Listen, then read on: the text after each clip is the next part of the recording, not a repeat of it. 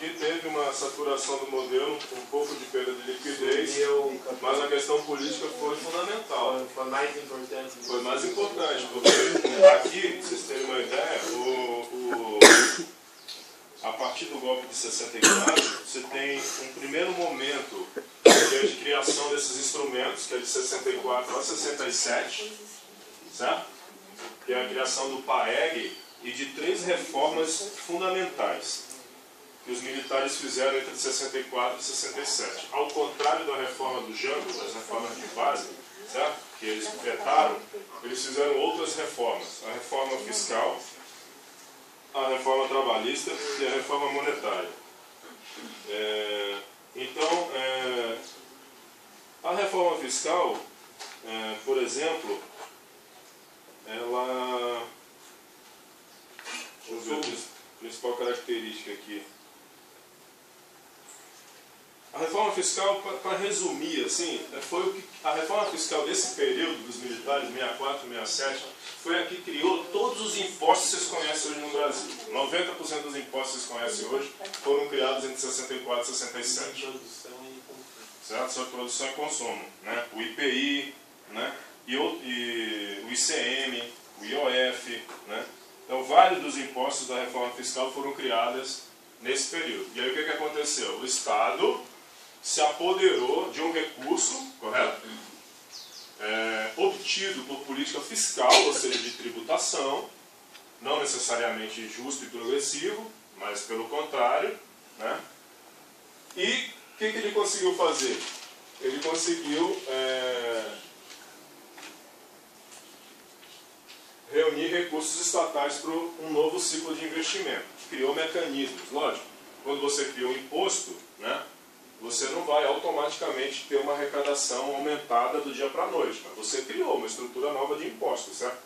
Então você vai ter, entre 64, essa estrutura começando a funcionar. Então você tem um aspecto aí que é um aspecto importante, você tem uma capitalização, uma nova fonte de recursos para o investimento estatal. Eles também fizeram a reforma trabalhista, que é isso que a gente já comentou, né? Substituíram, por exemplo, a estabilidade no emprego pelo FGTS. Você acabou com a estabilidade no emprego no Brasil, nesse período aí, né, 64 a 67. Ou seja, aumentou em muito a rotatividade, e isso significava uma pressão brutal sobre o rebaixamento dos salários. Porque é aquela coisa, não quer, tem quem quer. Né? Não quer, tem quem quer. Pode mandar embora. Pode mandar embora, paga a multinha ali do FGTS e roda. Começou a aumentar a rotatividade no Brasil de forma impressionante. E a correção salarial começou a ser feita pelo Índice Nacional, que é um cálculo que a ditadura militar fez, né, para poder corrigir os salários no Brasil. Era um cálculo baseado na média dos últimos 24 meses, mais a taxa de produtividade, mais a inflação programada, mais o ajuste anual. Ou seja, era uma cesta de índice que, na verdade, favorecia o arroxo. Né?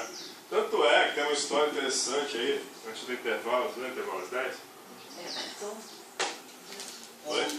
O Delfim Neto, ele trapaceava nos números. Né? Então, ele aparecia na televisão e trapaceava nos números.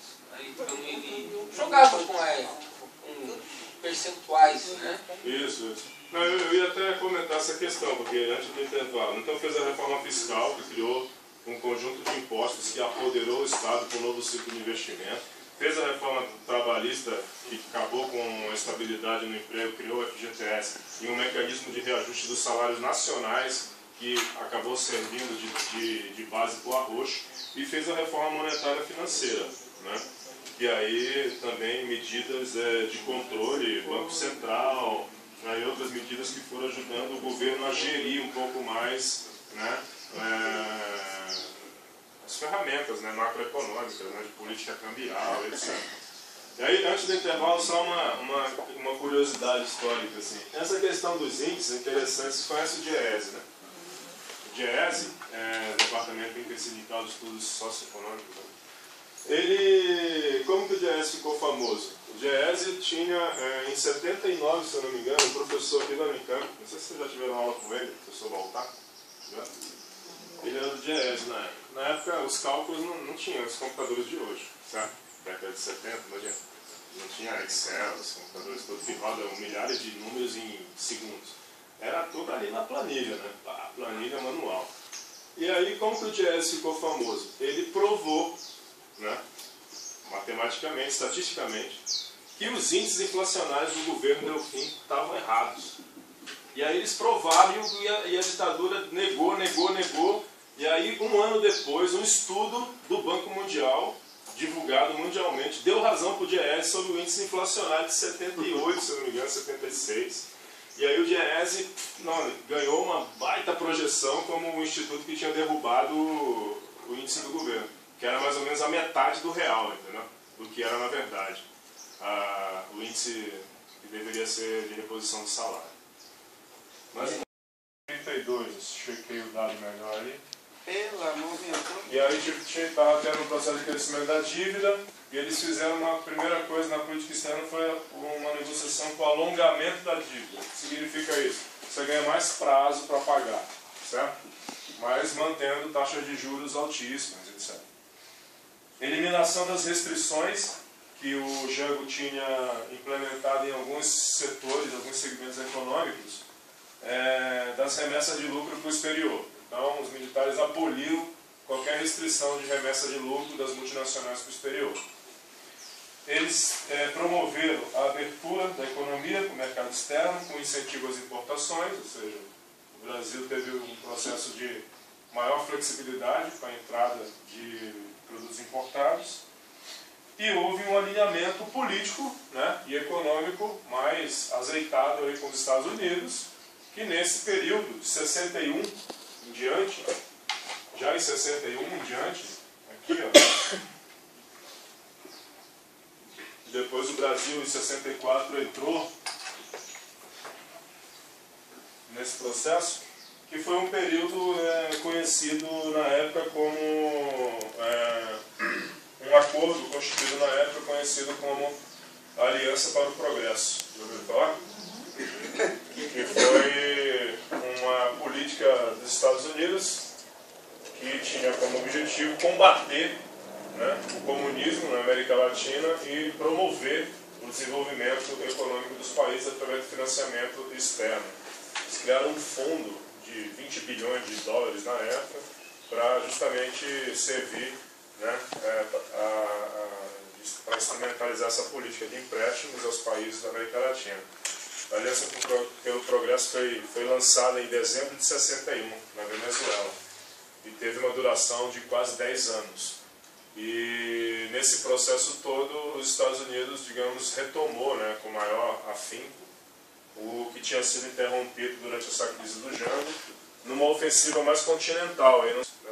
Então foi um período onde a economia brasileira conseguiu, digamos, se azeitar por essa rara combinação de fortalecimento do Estado, do investimento público e massificação de capital externo a partir do acordo com os Estados Unidos, da Aliança pelo Progresso, e toda a necessidade política também, não só econômica, né, de dar sustentação para que os países latino-americanos, as ditaduras, né, tivessem um processo de pujança econômica justamente para evitar, né, questionamentos, protestos e a consolidação desse modelo, que era a expansão dos interesses norte-americanos na região através do crescimento econômico das ditaduras.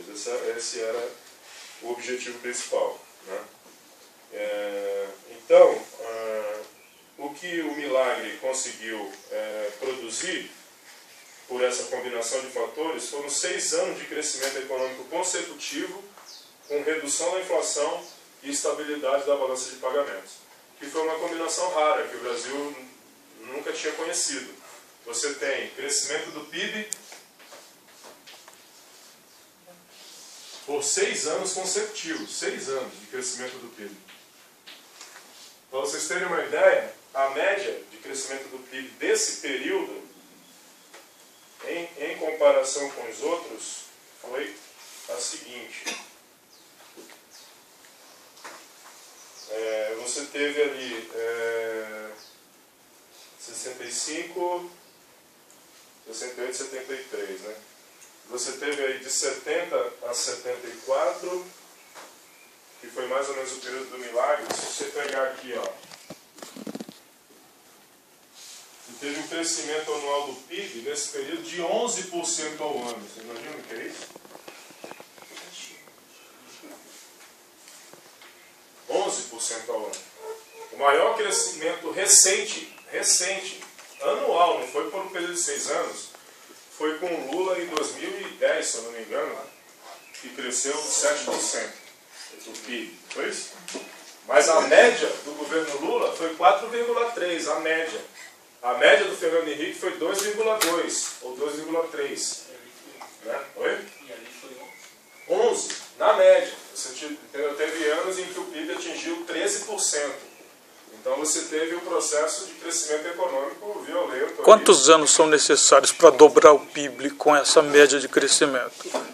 Porque aqui o Serra coloca um número aqui, 7% no período que ele analisa, em menos de 10 anos dobra. Né?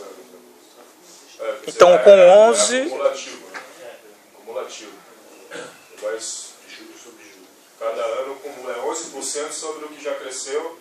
Então, mais do que dobra, né? Você vai atingir quase uma dobrada do PIB nesse período. Então você teve um PIB forte, a inflação controlada, né?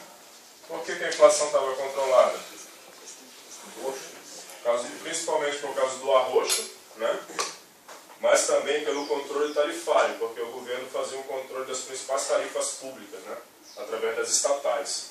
Energia, gás, né? Sistema de transporte também era controlado, então você tinha preços administrados, né? Das tarifas públicas também na época, para evitar a inflação de aumentar. E você tinha uma balança de pagamentos também equilibrada, né? Fluxo externo de exportações e de importações. Então isso aqui foi um milagre, certo? Só não foi no bolso do trabalhador, né? alguém ganhou. Isso aqui foi a combinação do milagre. Inflação baixa. Essa inflação não veio pelo ajuste ortodoxo assim, de corte de despesas, não? É isso? Eles tinham feito o corte anterior, né? No período Bulhões, é isso? No período de salários. Fez o corte salarial e também teve algumas administrações de preço. Né? Eles já não consideravam, com o Delfim, né? Eles já não consideravam inflação de demanda, que é a inflação pressionada pelo salário. Eles consideravam inflação de custo.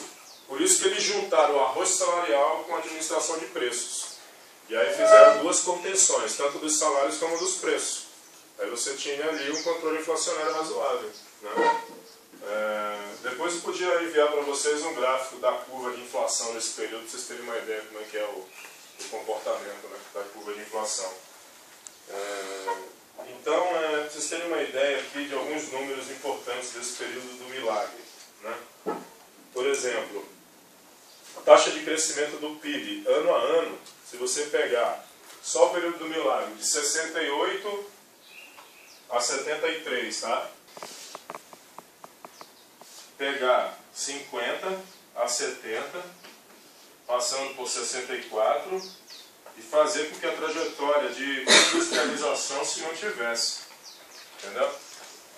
E o golpe aqui em 64 contra o Jango para que essa trajetória se mantivesse sem mudança nas relações de propriedade e nem com os parceiros comerciais externos que eram os Estados Unidos. Então você teve aí, taxa de crescimento do PIB, ano a ano. 10,4%, 71, 11,3%, 72, 11,9%, tá?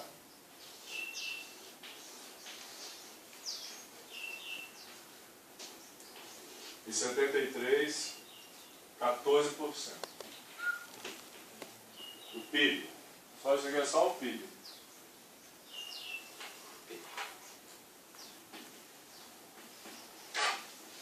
Crescimento do PIB nesse período. Certo? Aqui o outro. Tá dando para entender, pessoal? Sim. Inflação, 25,5. Tá? A inflação foi para 19,3. Depois para 10,4. Oh, desculpa. Não, o segundo dado eu fiz errado. Faz o segundo aqui que eu errei.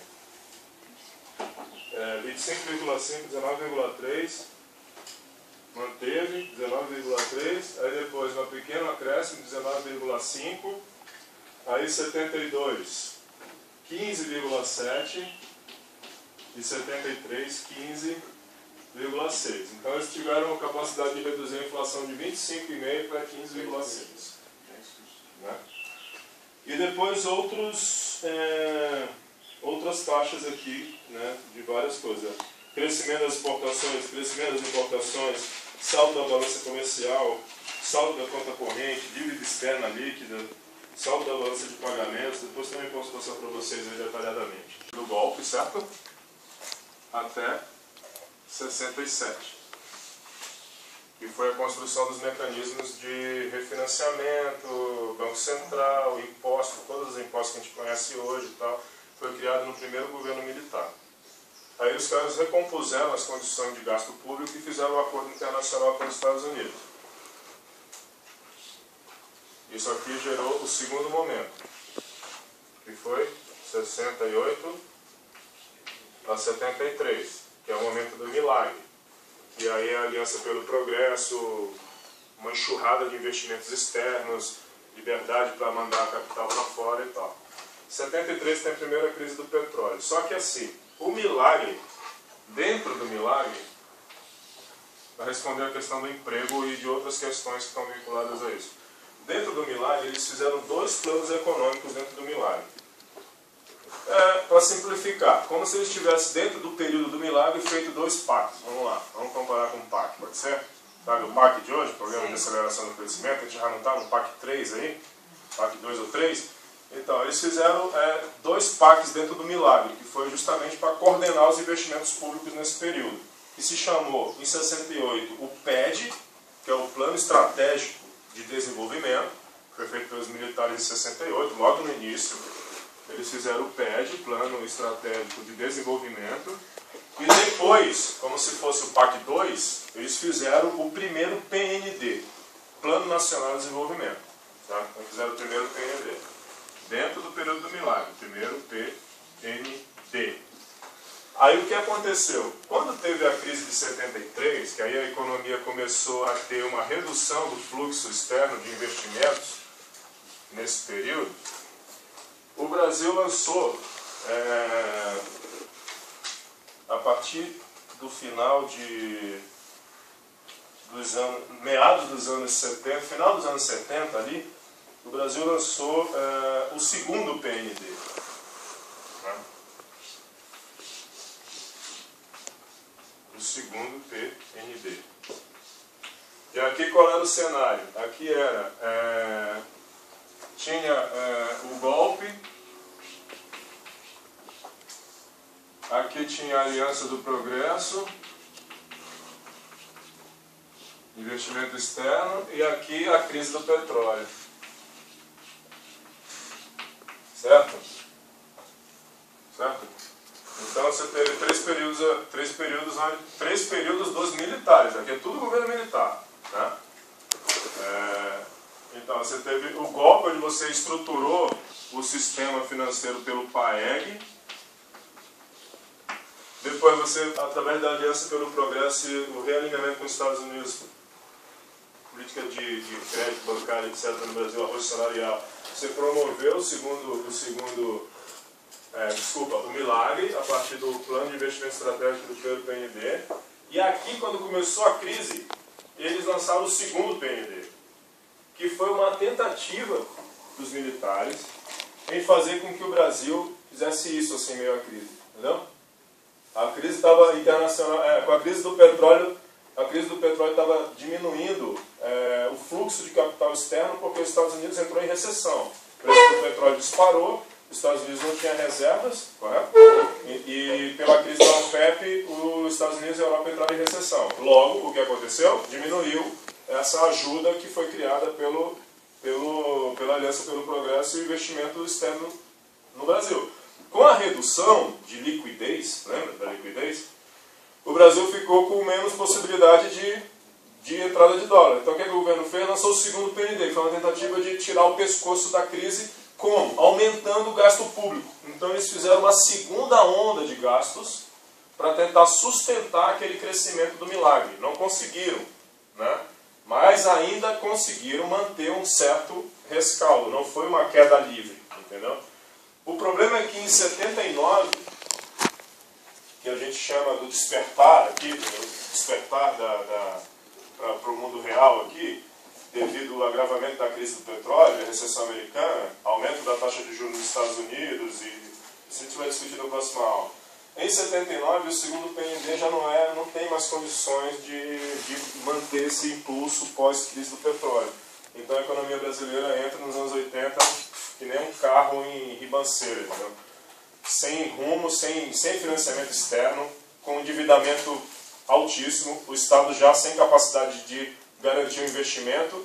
E lembrando sempre que naquele tripé, lembra o tripé que a gente fez no início da aula, Estado, capital internacional e capital nacional? Lembrando sempre que durante todo esse processo de desenvolvimento o capital nacional não conseguiu se estruturar como um capital suficientemente forte para segurar uma onda de investimento frente à evasão de investimento externo.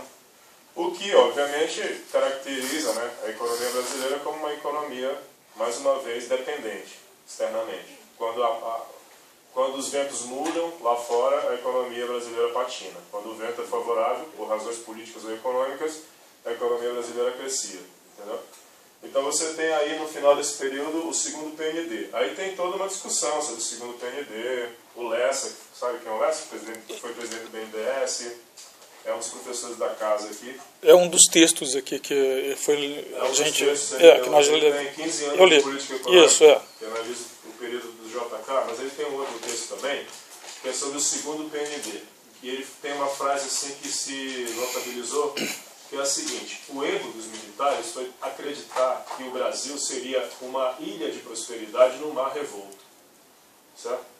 Ou seja, achar que o Brasil poderia, numa economia historicamente dependente, tentar lançar um plano de metas sem financiamento externo, que isso não seria capaz de sustentar o crescimento. Isso se comprovou depois, no início dos anos 80, quando a economia começou a entrar em declínio. Outros economistas dizem o seguinte, que o segundo plano de metas, apesar desse problema, da falta de investimento externo, foi fundamental para empurrar a economia brasileira até as portas da década de 80. Se não tivesse sido o segundo plano de metas, o nosso fracasso teria sido anterior. Nos anos 70, final de 70. O que não é uma divergência de fundo, né, em relação ao que o Lessa falou, mas é também uma posição que valoriza o segundo plano de metas como um esforço em termos internos para tentar manter o crescimento, etc. Entendeu? Aí o emprego se manteve por quê? Porque o segundo o segundo PND, não plano de metas, falei plano de metas aqui, não é plano de metas, PND. O segundo PND, ele manteve um volume razoável de investimento público em várias áreas, e isso gerou emprego e manteve um pouco o nível do emprego, mas já começa a declinar a partir do final dos anos 70. Né? Você entra nos anos 80, com a recessão, explosão do desemprego, as greves do ABC, pelo arroz salarial, que aí desconta a liderança do Lula, lembra? E tal. É em 78, início de 78, de 78 para 79, começam as greves no ABC, greve dos professores, greve dos bancários, e aí você entra numa nova fase, né? Que fase é essa? Que vai de 79 até 84, de 79 até 84, que é a queda da ditadura militar, em 84. Aí você tem a Constituinte, em 88, não é isso? Já com o governo Sarney, Constituinte, 1988, e a primeira eleição presidencial no Brasil, depois da ditadura, que o Sarney não foi eleito, né? 1992, não é isso? Não, 89. A eleição é 89. 92 é o Collor. É isso mesmo. Então a eleição presidencial em 89. Então veja bem, você tem desde os anos 70, só como uma introdução à próxima aula, desde o final dos anos 70 até 89, com a eleição do Collor, né? Uma década inteira onde a economia brasileira não consegue se reerguer. você tem crise internacional, os Estados Unidos não conseguem recuperar um patamar de investimento, a queda dos militares, o movimento social recupera a sua capacidade de ação, então volta a ter greves, manifestações, luta salarial no Brasil, você quebra a política de arroxo, alta inflação.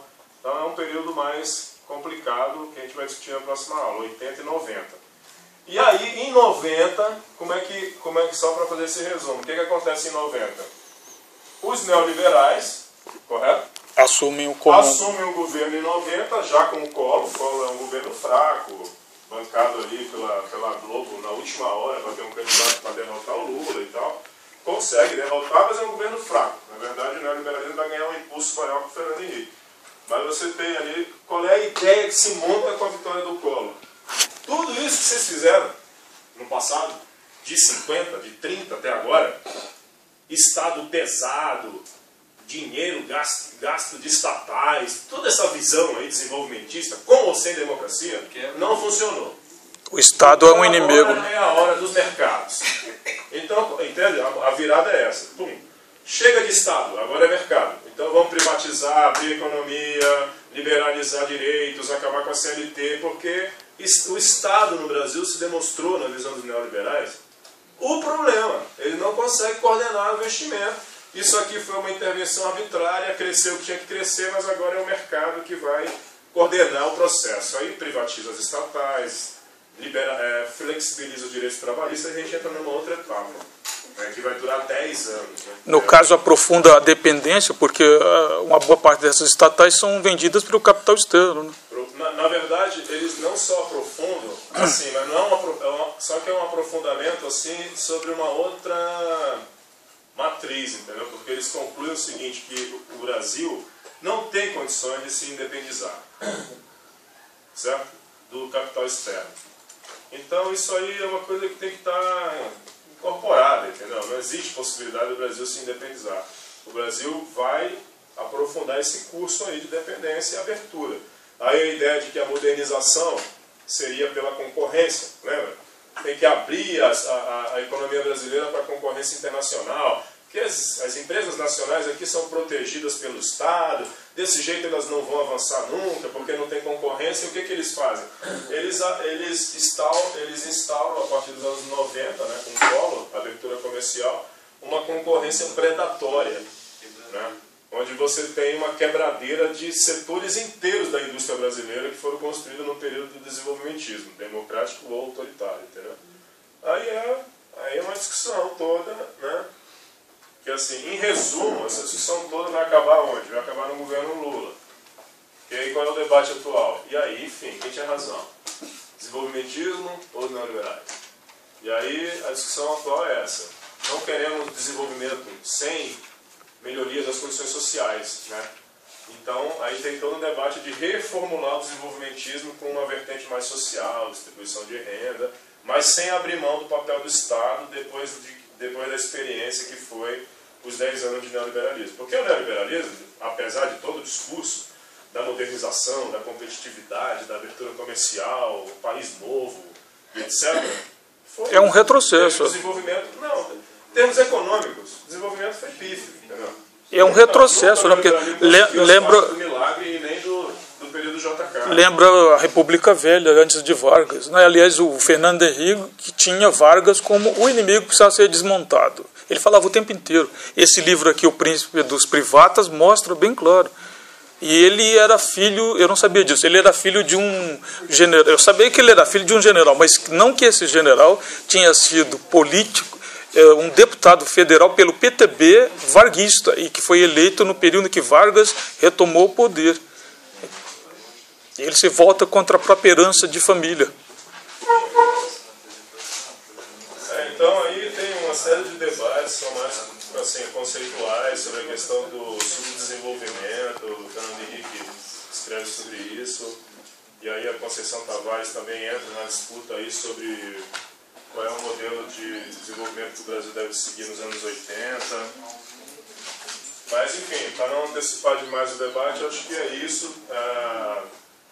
A gente chega aí num período onde há o esgotamento de um modelo e entramos num novo período onde há uma incerteza total sobre qual modelo vai se construir. Então, o governo Sarney, por exemplo, é aquela experiência cheia de zigue-zagues, né? de inconstâncias, planos econômicos, não consegue, teve uma recuperação importante, depois a gente vai ver isso, né, na semana que vem. Então, na próxima aula, estava pensando em começar, aí eu vou abrir para a pergunta. Na próxima aula, estava pensando em começar o seguinte: a gente discute melhor como foi a crise do petróleo, o impacto internacional da crise, para a gente entender como é que estrangulou o financiamento externo, e aí discute quais as políticas que o Brasil tentou utilizar para sair desse processo nos anos 80 e 90. Do Sarney, muitos textos, as políticas do Sarney, que você está falando na próxima aula. 80 e 90, geral. Então aí já entra, por exemplo... Até período neoliberal. Vamos pegar 20 anos de novo na próxima aula. Hoje a gente pegou 20, vamos pegar mais 20. Resumo. Porque esses 20 anos são 20 anos. Então botar na cabeça de vocês assim, 20 a 20. 20 anos hoje, 20 anos amanhã. Mas é que esses 20 anos... O senhor citou o nome do texto que o senhor vai trabalhar na aula que vem, só que eu não anotei, você pode repetir, por favor? Não, o texto da aula que vem é um texto que está no programa aqui, que é Consequências do Neoliberalismo. João Manuel Cardoso de Mello. Então, esse texto está faltando. Queria que... Não sei, tem dúvida, perguntas, questões? Vamos aproveitar esses últimos minutos para isso. Ninguém tem dúvida. 2 e pouco, 2,5. Eu trago esse dado para você na próxima aula. Professor, Oi. sem querer adiantar assim, tá? Indo para hoje. Indo para hoje, vamos dizer. Hoje, no governo Dilma, o senhor enxerga ele assim como dando sequência aí nesse processo desenvolvimentista, é um governo muito mais alinhado com a questão interna de potencializar a indústria nacional, potencializar o investimento nacional. E assim, a gente pega pelos dados, pelos números, né? A taxa de juros com a Dilma cai ainda mais. O Lula consegue trazer para 14%, a Dilma traz para 8%. Né? 9 agora. 9 agora. Ajuste aí. Chegou a 7,25%. Né? Cai. Isso quer dizer, em outras palavras, uma cisão totalmente naquela política ortodoxa, né? Priorizar a financiarização, né? Em detrimento aí do crescimento do investimento produtivo. Né? O que você vê assim, daqui para frente? Né? O empresário, por exemplo, a confiança dele está aumentando. Quando a gente pega esse FBCF, que é a formação bruta que ele está aumentando hoje, ou é só o Estado ainda que está investindo? Como que é esse pessoal? Não, aí, assim, considerar 3 questões principais. Primeiro, o projeto do Lula, ele não era um projeto de desmonte do Estado, certo? Sim. Historicamente, né? Então é uma ruptura nesse sentido. Ele não deu continuidade do ponto de vista ideológico ao neoliberalismo. Ele deu continuidade na prática no primeiro ano de governo. No segundo houve uma mudança na tentativa de recuperar a capacidade de investimento do Estado, através do BNDES, Banco do Brasil, Caixa Econômica. do Brasil, Caixa Econômica, mas também através do consumo, do aumento do consumo da população, que foi potencializado pelo crédito, né, o crédito bancário para baixa renda e o aumento do salário mínimo e do emprego formal. Nós temos um conjunto de questões aí que favoreceram o consumo interno, então fortaleceu a economia interna. Por outro lado, qual é o problema? O Lula foi pego num momento muito tentador o pragmatismo econômico do ponto de vista externo. Por quê? Porque o Lula assumiu o governo num momento que estava marcado pelo boom de commodities, ou seja, a valorização dos produtos exportados do Brasil no exterior. Então, em vez de você proceder um deslocamento, certo, da commodities para o fortalecimento da indústria, você aproveitou o boom de commodities para crescer o PIB. Então você manteve a indústria brasileira num patamar ainda inferior, não houve uma recuperação. Tanto é que a discussão depois desse período é se há ou não um processo de desindustrialização no Brasil. Porque o governo Lula, tentando aí pensar no curto prazo, que era apresentar um crescimento econômico mais alto do que o governo anterior, optou por fortalecer esse boom de exportações de commodities, soja, grãos, etc. Inclusive, toda a política do BNDES foi voltada para esses setores, principalmente. Entendeu? Aí é aquela discussão, você estava errado em fazer isso ou estava certo? Entendeu? É uma coisa que a gente pode discutir. Porque o governo poderia dizer, tá, mas aí você queria que eu perdesse a oportunidade do Brasil ocupar um espaço na exportação mundial, porque os nossos produtos foram valorizados. Entendeu? Os grãos e os minérios de ferro, tudo isso passou pelo processo de valorização, principalmente os alimentos. Então a gente perderia essa oportunidade? Não. Então, é difícil defender que sim, deveria perder. Entendeu? Mas como que você usa os dividendos dessa exportação de commodities para reestruturar a indústria interna, a partir de outros interesses? Talvez essa seja a questão que ainda patina no Brasil. Você ainda tem uma economia dependente, entendeu, do ponto de vista externo. Não é o mesmo grau de dependência. O Brasil acumulou reservas. A gente tem, não sei quanto é que está hoje, 300 bilhões de reservas. 300. Né? Isso dá uma defesa, né, para o país diante de situações de instabilidades, né, de ataques especulativos à nossa moeda e tal. Você tem um papel importante aí dos bancos públicos, que não foram privatizados, porque se tivessem sido privatizados não haveria nada disso. Digamos que você tem um período assim, que é ainda um período de transição, eu diria. Entendeu? Mas também já Você tem uma mudança. Agora, lógico, as pessoas que estão no governo são ligadas ao pensamento desenvolvimentista no sentido de que o Estado tem que cumprir um papel fundamental no processo, não dá para largar para o mercado, entendeu? Que o mercado não é capaz de regular, de fazer a economia crescer, distribuir renda. Isso é um discurso falacioso, entendeu? O Estado tem que coordenar a atividade econômica, no espírito keynesiano, sabe? Se o Estado não oferecer instrumentos para o crescimento, para a segurança do investimento, a economia não cresce. E a melhor forma de distribuir renda, emprego e tudo é o crescimento econômico. Então, aí tem várias outras questões que já são agora da agenda do século XXI, né? Digamos assim, que é a questão ambiental, que é a discussão da matriz energética, correto? Não tem só a discussão do PIB, né? Não é só a estrada de ferro da Vale, não é só, entendeu, cruzar o país de rodovia. Tem uma discussão mais complexa. Como é que você eleva o patamar tecnológico da indústria brasileira, né? Como se investe em pesquisa e investigação científica no... Como crescer distribuindo renda. A Embrapa, por exemplo, é estatal. Tem toda uma discussão nessa área, entendeu? O crescimento das questões ambientais, sustentabilidade ambiental do crescimento. Mas, assim, em resumo, o que eu acho? Que o Lula inaugurou um outro período de transição, uma política de desenvolvimento que ainda não se completou. Tá? Tem aí um processo ainda em aberto para saber qual vai ser o rumo real que vai se tomar no Brasil no próximo período. Isso não está... A oposição mais... Não está dado ainda, entendeu? Vai depender muito da correlação de força internacional. Porque a oposição mais forte, que seria a alternativa a isso, que é a demo-tucana, volta a falar nisso daí, que aumentar a produtividade, não falam claramente assim, falam no economês, mas é arroxo salarial, conter o salário. E o Brasil não chegou nem perto do que a França e a Inglaterra mesmo a Inglaterra pós Margaret Thatcher. A composição da renda nacional, o Brasil não é nem 50% do salário de trabalho, foi o que a gente viu na outra aula com outro professor. Mas o governo Lula, por exemplo, ele reverteu a tendência porque os tucanos acabaram com a indústria naval. E ele recuperou a indústria naval por um simples decreto. A Petrobras não podia comprar nada que não fosse fabricado no Brasil.